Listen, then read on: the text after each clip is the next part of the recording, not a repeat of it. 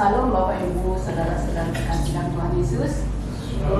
Puji Tuhan, kalau pagi hari ini saya masih diberi kesempatan untuk berbagi dengan kita semua. Tapi sebelumnya mari kita tundukkan kepala kita memohon Tuhan. Terima kasih Tuhan, pagi ini hari kami kembali datang kepada Engkau. Kami sudah siap Tuhan untuk mendengarkan firman-Mu. Karenanya ya Bapa berbicara ya Tuhan. Dalam nama Yesus kami berdoa. Amin. Ya, puji Tuhan, tadi sudah dibacakan ayat firman Tuhan kita pagi hari ini. Tapi saya mengundang Bapak Ibu kembali untuk membaca. Saya ayat yang ganjil dan Bapak Ibu saya persilakan untuk baca ayat yang genap, dan nanti yang terakhir kita baca bersama. Kembali kita ambil dari Injil Markus 1 ayat 1 sampai dengan 8 dengan perikop Yohanes Pembaptis. Inilah permulaan Injil tentang Yesus Kristus Anak Allah. Seperti yang tulis dalam kitab Nabi Yesaya, Dia telah menurut urusan dan mereka. Dia akan mempersiapkan jalan bagimu. Ada suara orang yang berseru-seru di padang gurun, persiapkanlah jalan untuk Tuhan, luruskanlah jalan baginya. Demikianlah yang pasti di padang gurun dan menyerukan, bertobatlah dan berikan diri kepada Kristus, dan Allah akan mengampuni dosa. Lalu datanglah kepadanya orang-orang dari seluruh daerah Yudea dan semua penduduk Yerusalem, dan sambil mengaku dosanya mereka dibaptis di Sungai Yordan. Yohanes memakai dua pemerintah dan tiga pinggang kulit, dan makanannya datang dari arah utara. Inilah yang diberitakannya, sesudah aku akan datang Ia yang lebih berkuasa daripadaku, membuka dan membuka tali kasutnya pun aku tidak layak. Mari kita baca bersama yang terakhir. Aku membaptis kamu dengan air, tetapi Ia akan membaptis kamu dengan Roh Kudus. Kita sudah tahu, puji Tuhan, sebelum Allah Bapa mengutus anaknya untuk hadir ke muka bumi menebus kita, Allah sudah memberikan petunjuknya terlebih dahulu melalui nabi-nabi sebelumnya. Di antaranya Nabi Yesaya mengatakannya di pasal 40 tadi juga sudah kita baca. Dan penggenapan nubuatan tadi itu terjadi sekitar 700 tahun lamanya. Di sini kita bisa melihat bahwa cepat atau lambat Allah pasti melakukan apa yang sudah Dia janjikan. Nah, itu yang pasti kita pegang. Di sini dikatakan Yohanes Pembaptis adalah utusan sebelum Tuhan datang. Dia adalah pembuka jalan atau pelopor. Biasanya seorang pelopor atau pembuka jalan itu adalah orang yang harus bekerja keras. Karena kita ibaratnya kebetulan saya pernah bekerja di bagian itu seperti itu.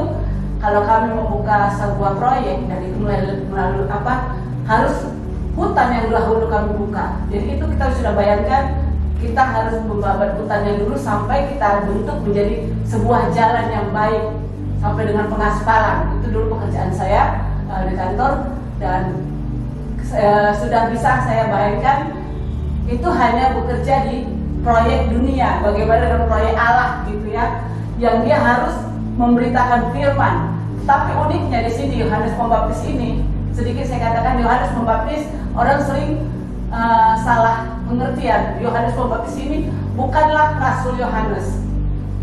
Ya, Rasul Yohanes itu anak Zebedius katanya, saudara Yakobus, murid Tuhan Yesus. Sedangkan Yohanes Pembaptis adalah anak Bapak Zakaria, Imam Zakaria, dan Ibu Elisabeth. Ya. Di sini kita harus pahami itu. Dan Yohanes Pembaptis, dia sudah kelahirannya sudah dinubuatkan terlebih dahulu. Jadi apa yang dilakukan Yohanes Pembaptis itu secara harfiah saya bisa bayangkan itu sangat sulit, karena dia membuka jalan dan dia memberitakan firman itu di bangsa Israel yang notabene itu mereka menganggap diri mereka keturunan Abraham, orang yang pasti sudah masuk surga. Mereka memiliki iman atau kepercayaan yang sedikit salah kalau saya bilang, karena mereka berasa keturunan Abraham udah pasti masuk surga. Jadi tidak pasti kita orang Kristen, keturunan, jangan berpikir bahwa bapak nenek kita itu sudah Kristen, kita otomatis juga memiliki surga. Ini yang harus kita pahami terlebih dahulu, bahwa kekristenan itu, surga itu adalah milik pribadi, hubungan kita pribadi dengan Allah kita, dengan Yesus yang kita percayai ya. Jadi di sini Yohanes, saya bilang dia seorang penginjil pada zaman itu yang sangat hebat, sangat frontal ya. Dia mampu dan dia berani mengatakan bertobatlah. Dia sangat berseru-seru bertobatlah. Saya kira kalau kita datangin pun sekarang di KKR itu tidak akan ada dikatakan dengan seru bertobatlah, bertobatlah, tidak akan kita dengar. Dia ini orang yang sangat berani, frontal. Dia tahu resiko dia memberitakan firman kebenaran itu. Dia berani menegur seorang Raja Herodes yang berbuat zina dengan istri saudara sepupunya, yang akhirnya kepalanya pun jadi persembahan ketika Raja Herodes itu ulang tahun. Nah, seperti itu dia begitu giginya memberitakan firman. Dia tahu tugasnya, dia tahu apa yang dia harus lakukan, dia tahu maksud Tuhan memberikan dia ke muka bumi ini. Dia kerjakan tugasnya dengan baik. Dia katakan bertobatlah, bertobatlah, dan berserulah kepada Tuhan, berbaliklah. Kita tahu bertobat itu artinya berbalik, berpaling, ya, meninggalkan dosa kita. Bagaimana kalau kita melakukan kesalahan atau kejahatan diketahui oleh orang lain, kemudian kita menyesal? Itu bukan bertobat. Tapi bertobat itu diperlukan kesadaran diri kita, kejujuran hati kita untuk mengakui bahwa kita sudah bersalah, kita sudah berdosa terhadap Tuhan. Dan kemudian kita mengakui dosa kita, tidak melakukannya lagi, seperti ada ditulis di dalam 1 Yohanes 1 Yohanes 1 ayat 9 dikatakan, jika kita mengaku dosa kita, maka Ia adalah setia dan adil, sehingga Ia akan mengampuni segala dosa kita dan menyucikan kita dari segala kejahatan. Jadi tidak ada dosa yang terlalu besar kalau kita mau mengampuninya di hadapan Tuhan. Tapi terkadang hati kita tertuduh, kau tidak layak, dosamu terlalu besar, Tuhan tidak akan mengampuni. Itu adalah tuduhan-tuduhan si iblis di dalam diri kita. Ketika kita tahu kita bersalah, kita berdosa terhadap Tuhan, tidak usah takut, tidak usah malu, karena Tuhan tidak pernah melihat atau mengingat tiga dosa kita kalau kita sudah mengakuinya di hadapan Tuhan. Itu yang dikatakan Yohanes Pembaptis. Dia berani mengatakan bertobatlah. Bagaimana dengan kita sekarang? Maukah kita menanggapi hal itu? Bertobatlah. Tidak perlu kita harus datang misalnya kepada hamba Tuhan, aku sudah mengatakan, aku sudah melakukan ini. Bertobat itu bisa dilakukan secara pribadi, di dalam kamar, di mana saja. Tuhan melihat, Tuhan mengetahui isi hati kita. Yang penting kita mau datang, gitu ya. Kita mau datang berubah dari kelakuan kita yang jahat selama ini. Hanya kita yang tahu apa yang sudah kita lakukan dalam kehidupan kita sehari-hari. Tidak ada satupun. Bahkan orang tua kita, orang yang sekamar dengan kita pun tidak tahu apa yang kita lakukan. Karena dosa bukan hanya berbuat dengan tangan atau kaki atau mulut, tapi dalam hati, pikiran pun bisa melakukan dosa. Ya, saudaraku. Dan kedua, saya mau bahas yang di ayat yang ke-7. Itu dikatakan di sini, inilah yang diberitakannya, sesudah aku akan datang Ia yang lebih berkuasa daripadaku, membungkuk dan membuka tali kasutnya pun aku tidak layak.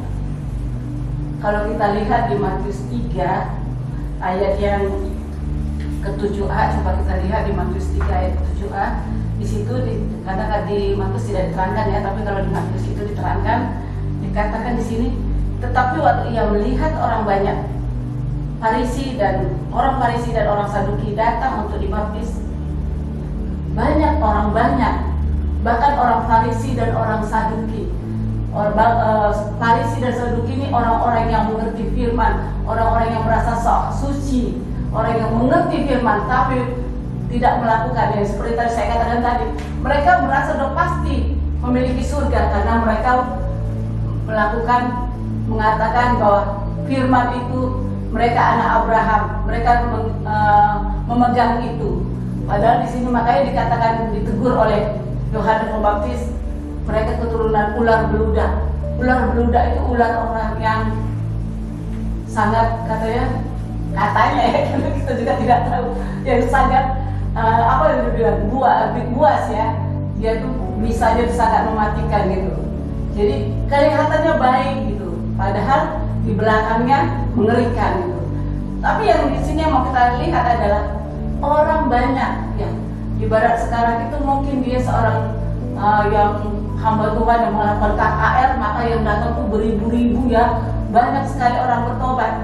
Ada kesempatan dia di sini sebenarnya Yohanes itu untuk membanggakan dirinya, untuk meninggikan dirinya. Wah, aku hebat, bisa orang banyak kutobatkan. Karena di sini orang banyak memberi diri untuk dibaptis. Itu kan setelah bertobat baru dibaptis gitu. Tapi di sini Yohanes Pembaptis, dia orang yang sederhana, dia orang yang rendah hati. Dia tidak mau mengambil kesempatan untuk memuliakan dirinya sendiri. Dia tahu tadi, sekali lagi saya katakan, dia tahu apa tugas dia, bahwa dia harus memberitakan Tuhan. Karena itulah tujuan dia datang ke muka bumi ini. Dia memberitakan, jadi dia tidak ambil kesempatan itu. Jadi kita sebagai pelayan juga, jangan ambil kesempatan untuk kita merasa dibutuhkan orang lain. Kalau tidak ada aku, nggak mungkin berjalan. Tidak, Tuhan katakan, Yohanes juga mengatakan tuh, dari batu pun Tuhan bisa melakukannya. Kita ini diciptakan Tuhan untuk kemuliaannya. Jangan ambil kemuliaan Tuhan, jangan curi kemuliaan Tuhan itu. Kita contoh hidupnya Yohanes Pembaptis, dia sangat hidup dengan rendah hati. Kerendahan hati itu sangat diperlukan, dan itu saat ini sangat sulit ditemui. Di mana-mana orang kita bisa melihat membanggakan diri sendiri. Egosentris itu sudah semakin nyata kalau kita lihat dalam kehidupan kita, terutama mungkin kita dalam pekerjaan di kantor-kantor. Itu sangat-sangat kelihatan. Ya, di mana semua orang ingin berlomba menjatuhkan orang lain asal dia bisa mungkin promosi, dia bisa naik jabatan, dan dia bisa mendapatkan proyek. Itu kehidupan kita sehari-hari. Tapi bagaimana kita bisa melawan arus dunia ini? Itulah hidup kita yang harus berbeda dari dunia. Kita bisa melawan arus yang tidak benar itu. Mungkin, apakah kita bisa tenggelam karena melawan arus, atau kita bisa naik? Itu bergantung dalam hidup kita. Seberapa kuat hubungan kita dengan Tuhan kita, seberapa melekatnya kita kepada pokok anggur kita yang benar itu akan membuktikan bahwa kita bisa melalui apa yang kita harus lalui. Meskipun melawan arus yang deras, kalau kita bersama Kristus, kita pasti akan keluar menjadi orang yang menang. Ya. Yang ketiga, dikatakan di dalam ayat 8, aku membaptis kamu dengan air. Tidak percuma namanya dengan Yohanes Pembaptis, karena memang tugas dia untuk membaptis orang. Makanya dia katakan, bertobatlah dan berilah dirimu dibaptis. Apa maksud dengan mengapa kita harus dibaptis? Itu pertanyaannya. Kenapa kita harus dibaptis?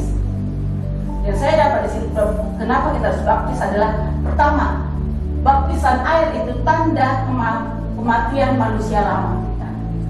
Baptis itu berasal dari bahasa Ibrani yang saya pelajari, baptise atau bapto, dicelupkan, dibenamkan.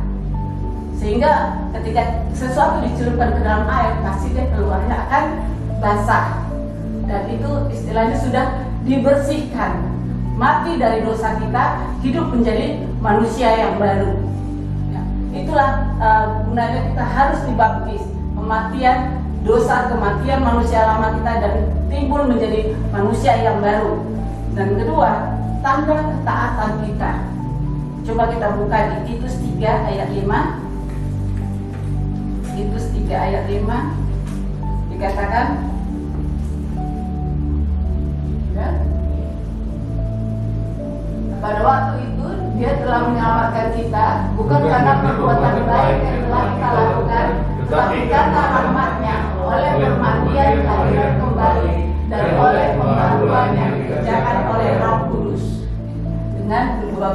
kita berarti sudah dipermandikan katanya di dalam Roh Kudus. Itu yang penting kita. Tapi makanya dikatakan baptisan itu bukan untuk masuk surga, tapi baptisan itu adalah tanda pertobatan. Jadi bagaimana kita itu harus dibaptis, tanda kita yang pertama itu kematian manusia lama, kedua kita sudah dipersatukan dengan Tuhan, dan kita itu hidup di dalam ketaatan dengan Tuhan. Karena di dalam Matius 20 juga, Matius 28 ayat 19-20 kan dikatakan, pergilah dan jadikanlah seluruh bangsa muridku dan baptislah mereka dalam nama Bapa dan Anak dan Roh Kudus. Ya, Tuhan sendiri sudah menyatakan bahwa kita pun harus dibaptis orang. Jadi kalau kita menyatakan bahwa kita pengikut Kristus, kita wajib dibaptis. Utamanya pertama sekali adalah baptisan air atau disebut dengan baptisan Yohanes Pembaptis, itu dikatakan. Dan yang kedua, rindukan kita baptisan Roh Kudus. Baptisan Roh Kudus seperti kata Yohanes, aku membaptis dengan air, tapi Dia yang akan datang membaptis dengan Roh. Rindukanlah baptisan Roh Kudus.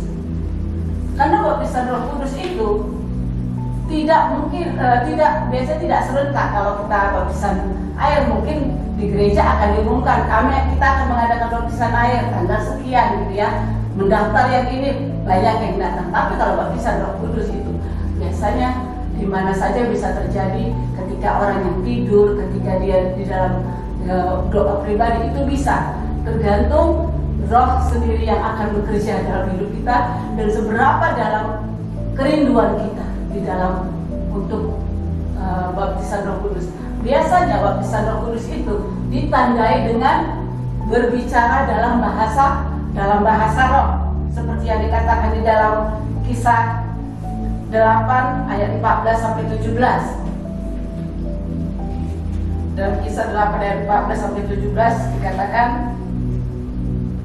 ketika rasul-rasul di Yerusalem mendengar bahwa tanah Samaria telah menerima firman Allah, mereka mengutus Petrus dan Yohanes ke situ.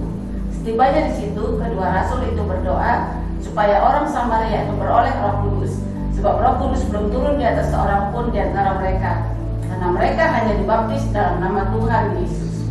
Kemudian keduanya menumpahkan tangan di atas mereka, lalu mereka menerima Roh Kudus.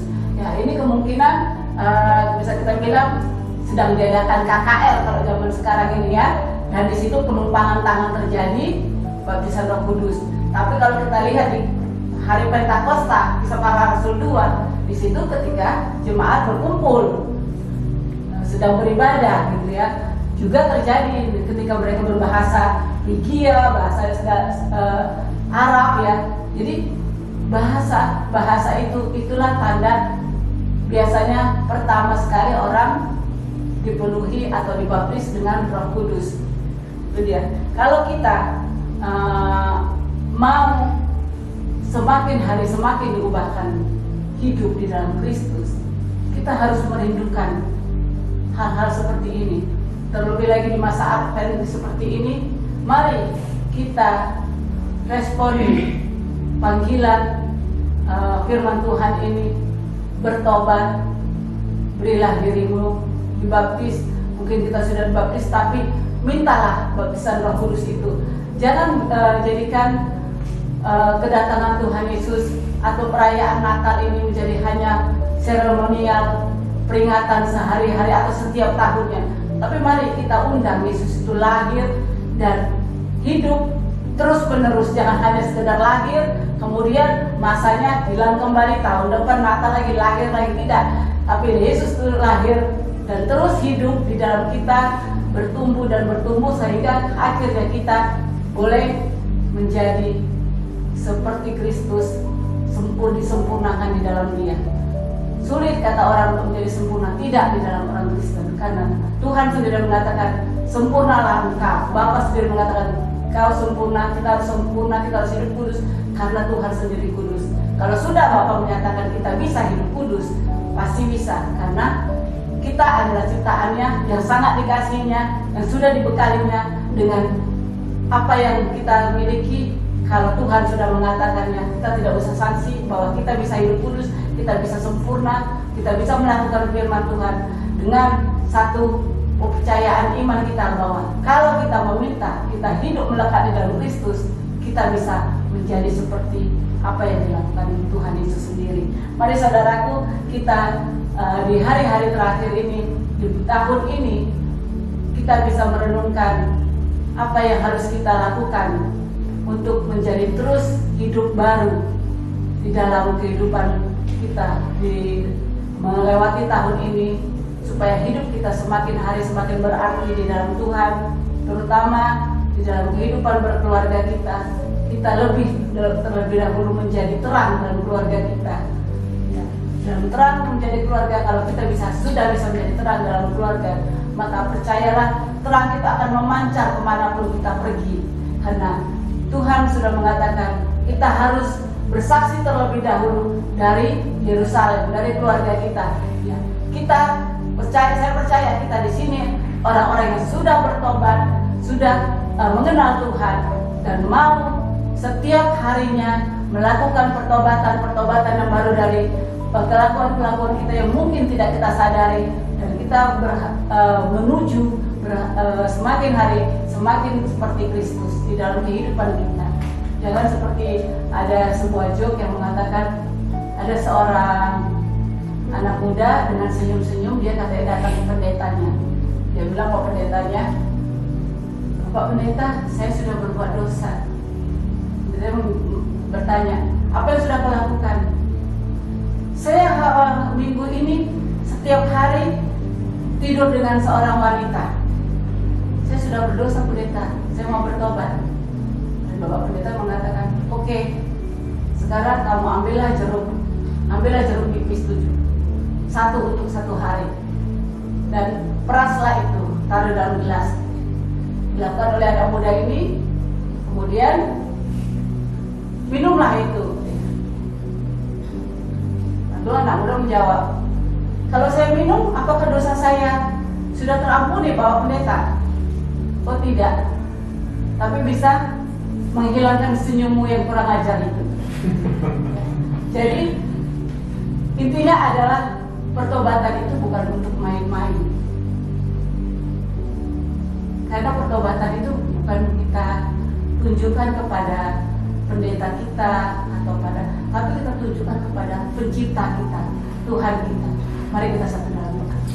Terima kasih Tuhan, biarlah kami boleh bertobat dari segala dosa pelanggaran yang kami lakukan sepanjang hidup kami ya Bapa, khususnya di bulan-bulan ini Tuhan, kami boleh mendekatkan diri kepada Engkau ya Bapa, dan Engkau yang lahir ke muka bumi ini Tuhan boleh terus hidup di dalam hati kami, sehingga kami setiap harinya semakin dekat dengan Engkau, hubungan kami semakin intim di dalam Engkau ya Bapa. Terima kasih Tuhan, dan Engkau kami berdoa dan mengucap syukur. Amin.